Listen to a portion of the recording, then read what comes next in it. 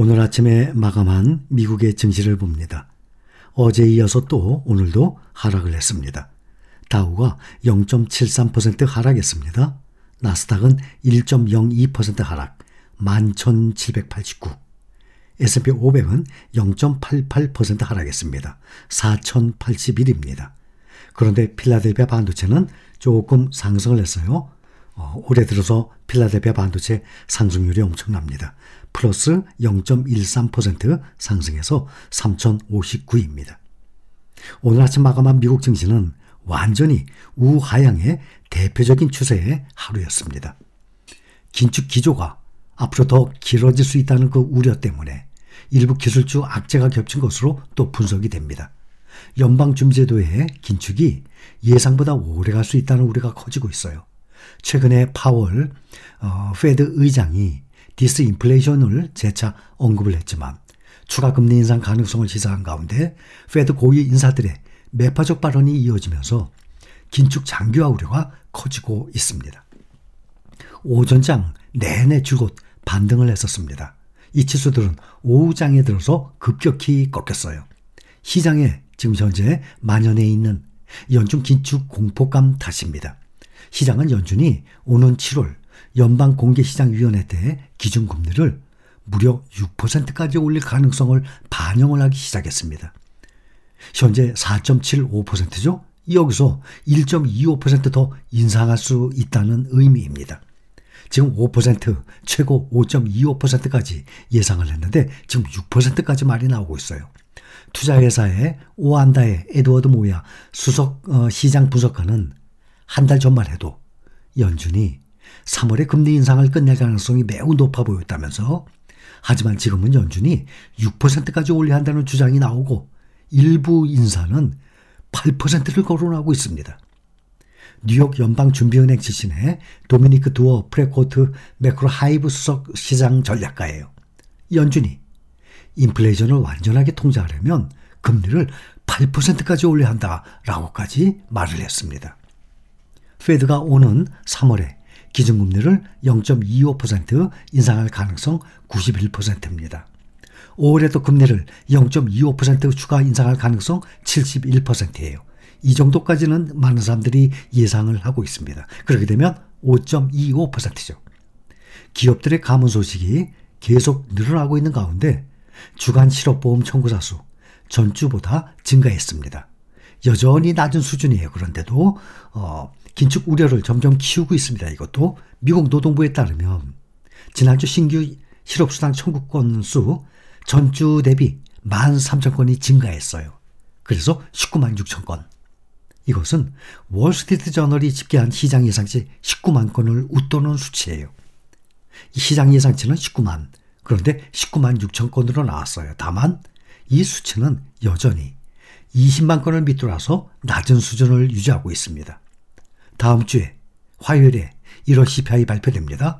1월 중 소비자 물가 지수가 발표되는데 이것에 대한 관심이 점점 더 커지고 있는 상황이에요. 지난 2021년 미국 연방준비제도가 인플레이션을 일시적이라고 진단을 했었습니다. 그 이후에 물가가 41년 만에 최고 수준까지 치솟았어요.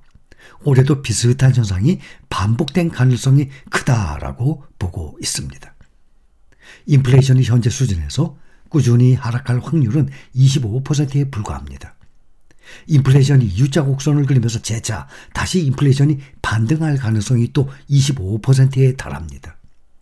또 인플레이션이 장기적으로 3에서 4% 정도 수준을 유지할 확률은 무려 50%로 가능성이 가장 높은 시나리오로 지금 보고 있습니다. 또 구글 봅니다. 8% 가까이 폭락을 했었죠. 그런데 이번에 또 4.4% 또 내렸습니다. 구글은 마이크로소프트에 맞서서 자체 개발한 대화형 인공지능 이 바드를 부랴부랴 내놨다가 예상치 못한 오답에 주가가 폭락을 했습니다.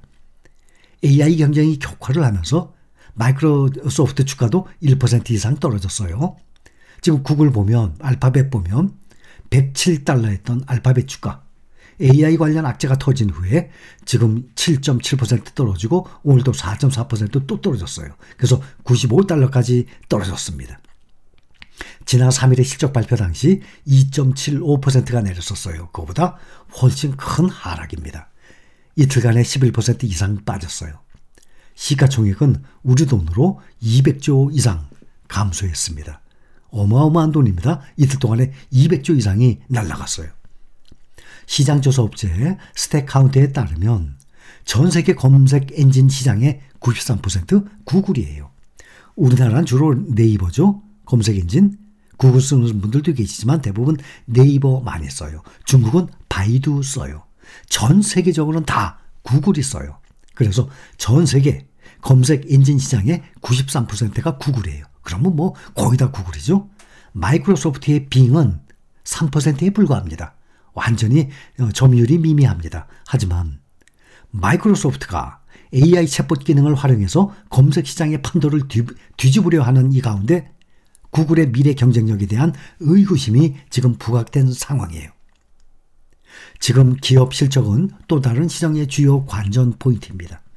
지금까지 지난해 4분기 실적 공개한 S&P 500 지수 내 기업 가운데 70%는 시장 예상치를 웃도는 순이익을 발표했어요. 상당히 힘들었죠. 금리가 계속 올랐어요. 작년에 또 주가 계속 하락장이었습니다. 그런데도 불구하고 작년 4분기 실적 공개가 10개 회사 중에 7개 회사는 시장 예상치를 웃도는 순이익을 발표했어요. 그런데 이것은 지난 3년 동안의 평균은 79%예요. 그거에 비하면 좀 떨어지죠. 이렇게 기업 실적이 증시 하락 재료로 작용하고 있다는 해석이 가능한 것입니다. 종목별로 보면 알파벳도 떨어지고 또 이 인공지능 챗봇 이 정확성 우려 때문에 하락세가 떨어졌죠. 애플도 떨어지고 마이크로소프트 떨어지고 아마존, 메타, 넷플릭스, 빅테크주들이 기술주들이 대부분 하락했습니다. 근데 반면에 3개월여 만에 $200 선을 회복했던 테슬라 또 3% 또 올랐어요. 그래서 8거래일 연속 상승했습니다. 연초에 $108. 이것이 $207까지 무려 92%, 2배 가까이 폭등을 했죠. 이 하락장에서 단 한 달여 만에 92%니까 2배로 봅시다. 2배의 수익을 낼 수 있다는 것을 누가 예상이나 했겠습니까? $108까지 올 초에 테슬라가 떨어졌던 것이 이렇게 갑자기 한 달여 만에 2배 올라갈 거 아무도 예상 못했죠.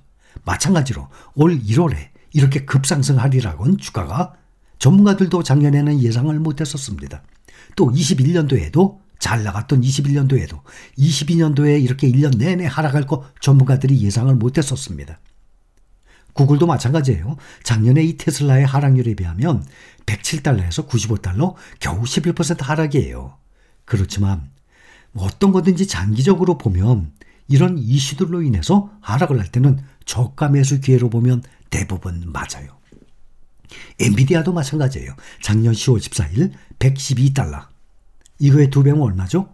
$224. 딱 2배죠. 근데 지금 $1 모자르는 $223. 정확히 2배 올랐어요. 지금 엔비디아나 테슬라 보면 저가 대비 짧은 시간에 2배나 올랐습니다.